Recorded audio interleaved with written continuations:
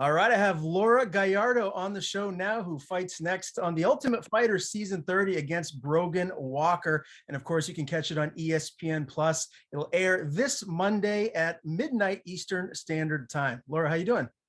I'm doing well. How are you doing?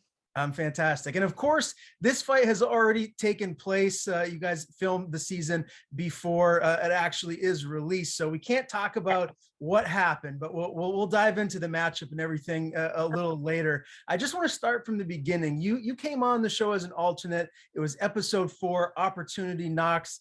You came in, you replaced Chantel, and you fought immediately. You fought Catherine Peprocki, who we know from Dana White's Contender series, and you really looked fantastic. Just run me through your emotions being an alternate, getting this call, being on Team Pena, and being a part of this wonderful season. It was literally up until before getting on the show, getting the call, fighting, and then after my fight, an emotional roller coaster. It was like, oh, I get the opportunity to be on the show. Oh, they don't want me.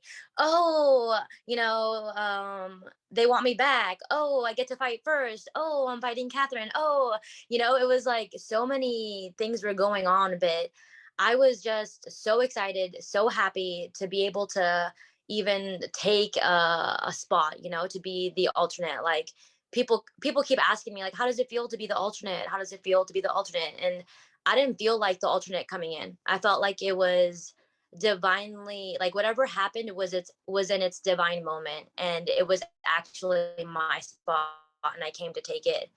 And being the first fight, I didn't have any time or any room to be like nervous or anxious, or like I couldn't have any of those like what if thoughts, like what if I'm not prepared, what if this, what if that. Like I just know that I wanted to perform to my best ability, and that's all I could think about, and that's all I wanted to do. So once you got in there and then you fought Catherine, to fight immediately and to get that win and get that under your belt and just kind of move forward, was that almost kind of like a relief for you to get in there and know that, okay, I'm here to stay, I'm moving on to the next round? For sure. Like I said, going into the house and meeting all these new people, and then getting your phone stripped away, and then finding out, you don't have any communication with anyone and can't, watch TV, and you're basically isolated with new people, and then you have a fight and you don't have your old teammates and your coach. It was almost like I was holding in my breath the whole time. And then even when I saw the fight against Catherine Poprocki, and they raised my hand, I like looked at myself in the TV and I was like, oh, I don't look excited at all. I was just like, it was a moment where I was like, oh, okay, it's done with. This first fight is over. I can relax a little bit until the next time. So yeah, it was kind of hard just to get that like relief until the fight was completely over, and I was able to take my gloves off, my wraps off, go to the house, and then I relaxed in the jacuzzi that they had for us at the house. How difficult is it being in the tough house? I mean, I have to imagine it has its share of challenges. It is difficult. I mean, you're with people you don't know who are your teammates, and then you're with the other opponents, the other team, and you're constantly in contact with them, and you're walking by them, you're making your food by them. Your rooms don't have doors for camera access. You're wearing a microphone. You have to be cautious of what you say. It's a weird experience, but at the same time, it's also so wholesome because I feel like it gets to the raw of what fighting is, which is, there are no distractions, like you can't hide from what you're feeling with your phone or TV or anything. It's just you, your opponent, and the fight. And that's all that matters. And that's what it felt like being in the house. Like the only thing that matters is the fight. And in episode 4, when we see you come onto the show, Juliana Pena, she says, she knew exactly who she wanted, and it was you. That must have been a pretty good feeling to know that the UFC champion, she wants you on her team. Oh man, when she said that, I just felt so um I guess like validated, all the years of hard work, all my other fights, and the fact that she even knew who I was like, man, I'm doing something right. Like she knows who I am. I'm doing something right. So yeah, I felt great to be wanted by the champ. And, I wanted to ask you about Helen Peralta because you fought her before going into the house. You got a split decision victory there. And, early on when you came on, she talked a little bit of junk. She was saying about how, oh, I thought, she won the first fight against you. And then as the show progressed, she was saying nothing but complimentary things and how much she likes you. Is that a rematch down the line that you feel like could happen? The women's division isn't that big, so it could be a rematch, and I'm not opposed to saying no. If it's we meet at some point and our paths cross, like yeah, I'll for sure rematch her. Whether she thought it was a wrong decision the first time, like I thought I was very dominant. I thought I really did win that fight, and me and her could sit down and rewatch the fight together. We're friends. We could talk about it, and if at one point we end up rematching again, it'll be fun. It'll be exciting, now that I know how she moves, how she trains. We were in the same room, same team. So it'll be an exciting fight for sure. So speaking of rematches, how do you see the rematch between Pena and Nunes going? How do you, I'm assuming you feel like Pena is going to win, right? But like, just give me your prediction, how you feel it's going to unfold.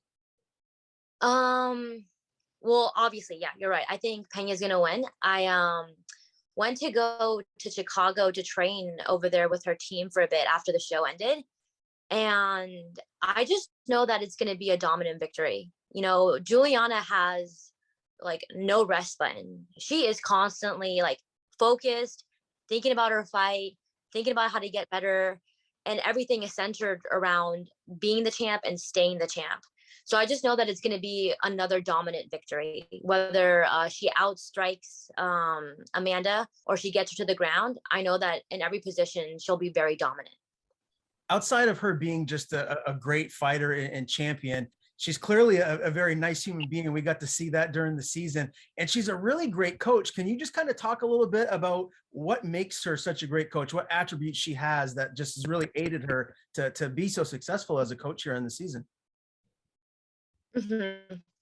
She's very caring, and her mind for the sport is very knowledgeable, and she's also very passionate. And I feel like all those combinations create an amazing coach. When we went into the room, depending on who was fighting, she always had a game plan, even if it was I mean, and the lessons that she would break us apart so that we could fight the style that we needed for our opponents. So it was never like one lesson fits all. It was like she was very aware that we needed different tools and we needed different things that could win the fight based on who was fighting who and who, and who the guys were fighting. So she just always came in prepared. And she always just came in with this like fire, like we were always like tired from our morning session, or waking up in the morning early and then being sore. She just always came in with this reminder of like, we got a fucking job to do. Like this is no easy tournament. You guys are in one of the hardest tournaments, and you have to stay locked in and you have to stay prepared and focused and eliminate all distractions. And every time, I don't even know how she did it, but every time after our practice session, she always managed to say something motivational. And it was always something new. It wasn't like the same, like generic, thing a coach says. Like it was tailored for what happened in practice, what's, was happening. And she always was able to like light the fire, like underneath us over and over and over again. Yeah, very, very well said. I've become a big fan of her, even more so after watching this season of The Ultimate Fighter. I assume you're going to be watching UFC 276 this weekend. Give me your title picks. Who do you think is winning the main and co-main? The main, so okay, I don't know. I'm not saying I don't know who'll win, but I just really love upsets. So I'm saying Izzy loses, and I'm saying Holloway wins. So Okay. yeah. Two brand new champions. I love it. Yeah. And obviously, you're back in California. You train at a Team Quest. Dan Henderson, Joe Big Daddy Stevenson is, I believe, he's your head coach, right? So just tell me what camp is like for you, and who your main training partners are when you are in full blown camp. When I'm in full blown camp, Coach Joe, me and him sit down, we watch film, we analyze my opponent, and then we have a game plan. So I only see him 1 to 2 times a week because he's in Temecula. So yeah, he has the whole plan for me. And then Ashley Yoder is on the team as well. So she is my weight class, or 115. So she's a really good training partner. And then another one there, I like to train a lot with Trevor Wells and Matt Padilla. And that's out in Temecula. And then when I'm training over in Huntington for wrestling, Jesse Doyle, he's my wrestling coach, and he brings in some women from we're training at the Orange County Regional Training Center, and there's like some high school girls who are nationally ranked, one place second in state. So I get really good wrestling in Huntington, and then I go for my MMA over there. All right. And obviously now that you're back home, you're around your adorable little dog, Zuli, and your boyfriend. How nice is that Yeah. to be back around the people that you love?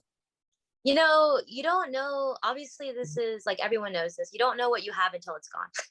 And being able to come back and embrace, you know, my boyfriend and my dog, and, you know, be back in this like family unit that we have was amazing. You know, I feel like it's such a fertile ground for growth. I love being around them. I feel like they give me so much room and space to like expand, and I can, you know, go be away for a month and, you know, do the show, or be away for a month and train. And there's always like support here. So it feels really nice being back. All right, let's dive into what's left here in this tournament. I want to start with the heavyweight bracket. I just watched the last episode. Zach looked really impressive beating Jordan, and so that sets up a matchup with the winner of Eduardo and Muhammad.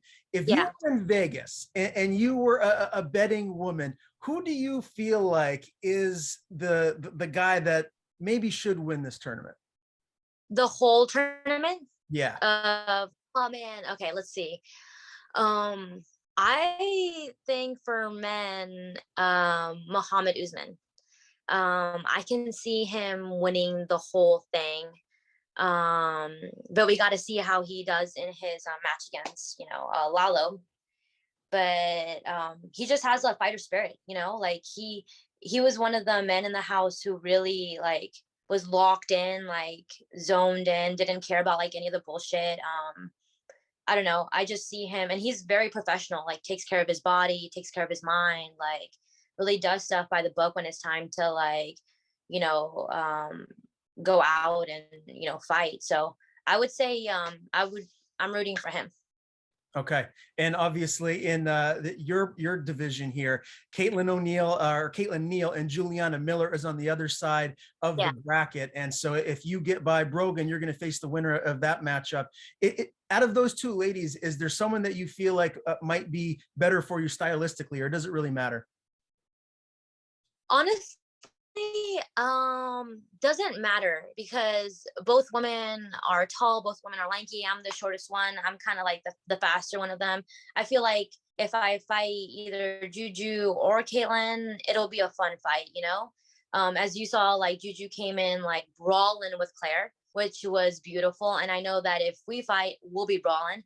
And Caitlin, she's more of like a standoff fighter, likes to play range, and that'll be fun because then I get to go in and try to take her down and stuff. So I feel like for me, it wouldn't matter who would win. I would do well against whoever. Okay. Well, let's preview this matchup with Brogan Walker. Now, she's got a lot of power. She looks good on the feet. You're a very high level grappler. Is this basically what this fight is going to come down to, as to who can implement their style? Yeah, I think it comes down to who can force their will upon the other person, and who can take immediate action, and who does, and you know, who in the case, who between both of us doesn't second guess themselves. So it's going to be a fun fight. You know, we're both very aggressive. We both like to come in and pressure, and we're both very strong ladies. So yeah, I hope the viewers, you know, keep watching because it's an exciting fight. All right. And Brogan, she beat someone that you're very close with, Hannah Guy, most recently. Do you feel like that fight should have went into a third round? Because I do. Yeah, I think it should have. I think Hannah dominated the majority of the second, and I think it would have been fair to see a third round, especially because, yeah, I mean, but that always brings me back to, you can't leave it in the hands of the judges. You know, if you're in there to win it, you should be dominant the first 2 rounds, just so they don't even get to question. But I mean, I would have loved to see a third round. She almost had her neck, you know, she was almost like, it was pretty close. And I would have loved to see it go down again in the third. Unfortunately, that's not how it panned out. But, you know, if they ever have a rematch in the future, it'll be interesting to see what happens in a third round, you know, when like Brogan's cardio gets a little bit worse and Hannah, you know, she's a grappler. She can maintain that cardio pace and see where it lands or what happens. All in all, how would you sum up your experience on The Ultimate Fighter? How much did you enjoy it? Um, it was crazy beautiful. You know, there were moments where I was like, what the hell am I doing? And then moments where I'm like, man, like I can't believe I even was granted this opportunity. What a blessing. Like this will forever, you know, be held in my heart. You know, I will always take it everywhere I go. It was such an opportunity for growth, for coming back to like why I'm fighting, like why I believe I'm the best, why I deserve, you know, to be here. So it was a crazy, beautiful experience.